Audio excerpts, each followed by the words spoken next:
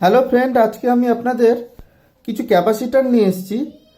তো এগুলো হচ্ছে কিছু পোলারাইজড ক্যাপাসিটার আছে আর কিছু নন পোলার ক্যাপাসিটার আছে। যেগুলো নন পোলার ক্যাপাসিটার হয় সেগুলো কিন্তু মান অনেক জায়গায় লেখা থাকে, অনেক জায়গায় কোড লেখা থাকে। তো আমরা যখন দোকানে গিয়ে কিনতে যাই তখন কিন্তু আমরা ঠিকঠাক বলতে পারি না বা বুঝতে পারি না যে কোনটা কী মানেন। এটা হচ্ছে পোলারাইজড ক্যাপাসিটার 4700 মাইক্রোফ্যারাড 35 ভোল্ট লেখা আছে আর প্লাস মাইনাস ইন্ডিকেট করা আছে। ঠিক একই রকম এটাও দেখুন প্লাস মাইনাস ইন্ডিকেট করা আছে 220 মাইক্রোফ্যারাড বা এমএফডি বলতে পারি 63 ভোল্টের এই ক্যাপাসিটারগুলো কিন্তু মান লেখা থাকে আর আমরা সহজেও বুঝতে পারি। কিন্তু কিছু কিছু জায়গায় ধরুন সার্কিটে ধরুন একটা সার্কিট আছে, তো সার্কিটে এখানে পিএফ এর মান হয়তো লেখা আছে 0.01 মাইক্রোফ্যারাড। তো এই 0.01 মাইক্রোফ্যারাড যে লেখা আছে এটা হচ্ছে, এই সাইনটা হচ্ছে নন পোলার ক্যাপাসিটার, নেগেটিভ পজিটিভ নেই, মানে এইগুলো।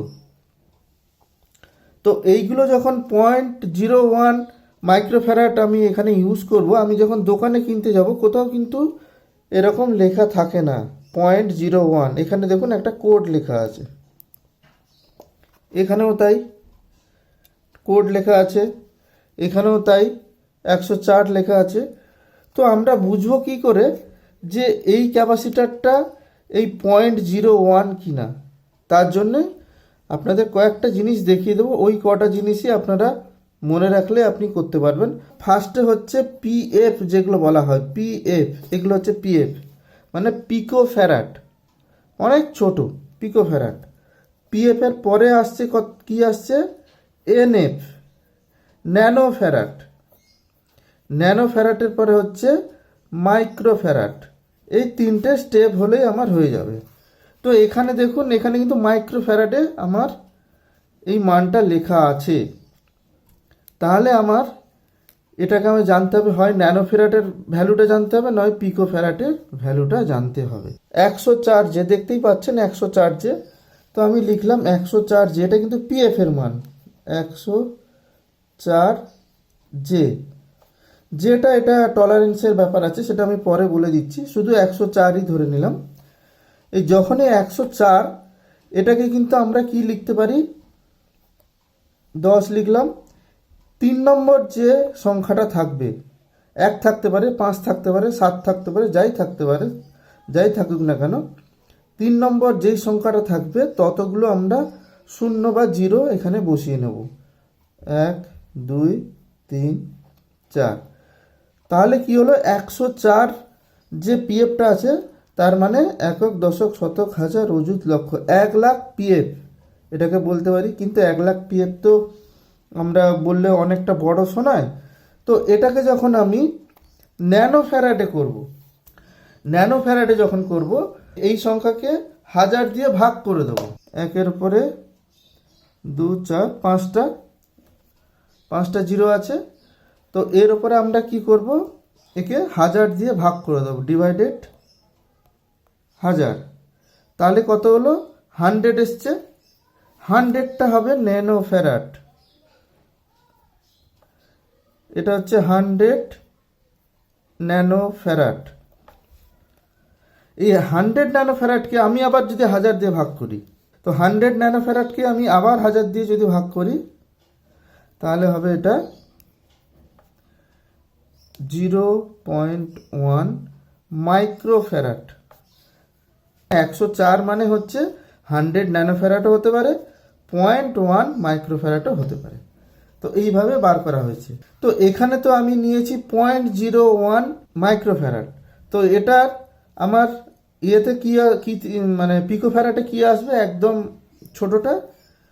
ঠিক একইভাবে 0.01কে 1000 দিয়ে গুণ করব।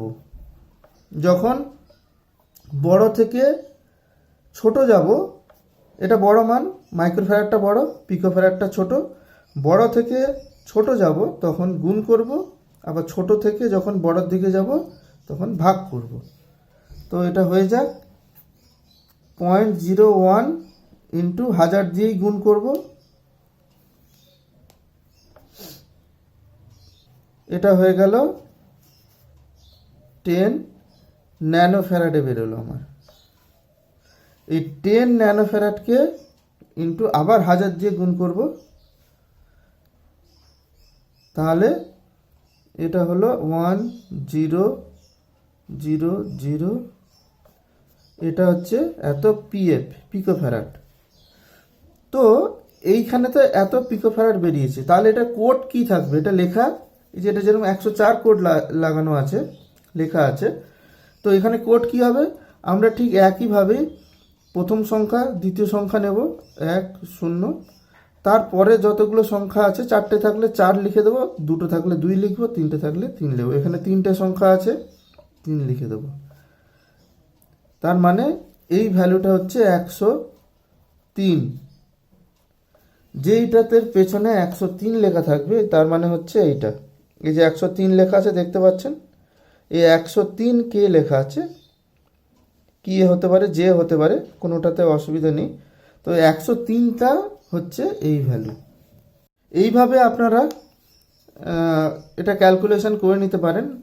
আর মনে রাখবেন সবসময় বড় থেকে, মানে এটা বড় আছে, বড় মাইক্রোফ্যারাডটা বড় থেকে যখন ছোটোর দিকে যাব, পিকোফ্যারাড ছোট, তখন 1000 দিয়ে গুণ করব, আবার এখান থেকে দিয়ে গেলে 1000 দিয়ে গুণ করব, দিলে আমার পিএফ বেরোবে।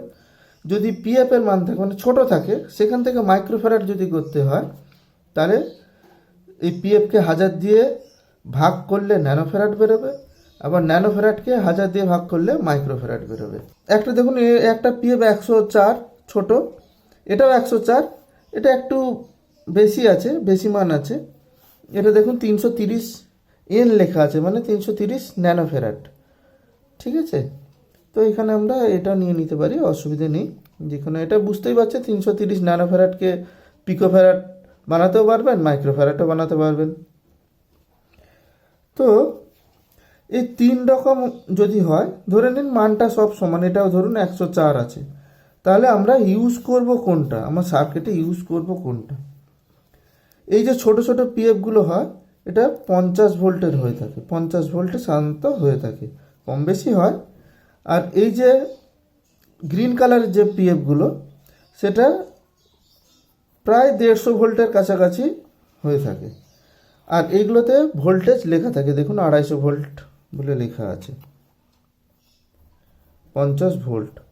সবগুলো কিন্তু নন পোলার, এসি ভোল্টেজে বা ডিসি ভোল্টেজে ইউজ করতে পারবেন।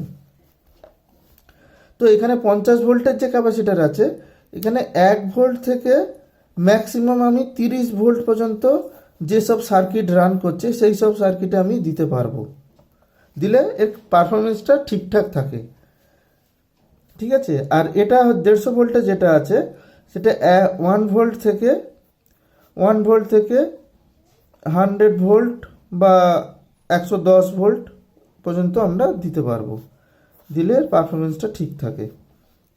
আর 250 ভোল্টের যেটা বড়টা, সেটা 1 ভোল্ট থেকে যেখানে 200 ভোল্ট আছে, তার ভেতরে আমরা এটা ইউজ করতে পারবো।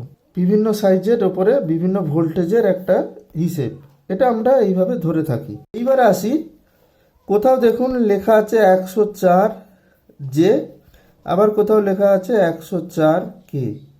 তাহলে আপনারা কোনটা ইউজ করবেন? সার্কিটে ধরুন একটা পার্টস খারাপ হয়েছে, সেটা চেঞ্জ করতে চাইছেন, তো আপনারা কোনটা ইউজ করবেন, জে না কে? দুটোই কিন্তু সেম ভ্যালু, আপনারা যে কোনো একটা ভ্যালুর আপনারা ইউজ করতে পারেন। জে এর মানে হচ্ছে, এর টলারেন্স হচ্ছে 5%, মানে প্লাস মাইনাস যে চার্জ আর ডিসচার্জের যে পার্সেন্টেজ, সেটা হচ্ছে 5% টলারেন্স থাকে। আর কেটা হচ্ছে প্রায় 10% হিসাবে ইউজ, মানে আমরা ধরে থাকি। তো আপনারা যে কোনো একটা ভ্যালু এখানে ইউজ করতে পারবেন। কিন্তু ধরুন আপনার কাছে 104 নেই,